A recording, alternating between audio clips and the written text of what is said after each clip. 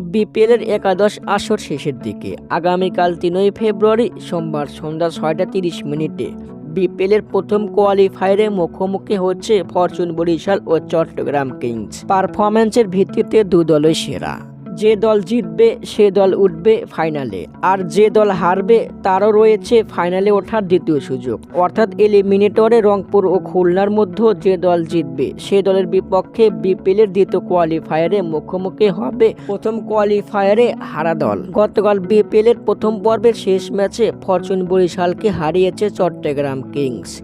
সেই ধারাবাহিকতায় প্রথম কোয়ালিফায়ারেও ফরচুন বরিশালকে হারিয়ে সবার আগে ফাইনাল নিশ্চিত করতে চায় চট্টগ্রাম কিংস। দর্শক, কে উঠবে ফাইনালে, ফরচুন বরিশাল নাকি চট্টগ্রাম কিংস? কমেন্টের মাধ্যমে জানিয়ে দিন। ধন্যবাদ।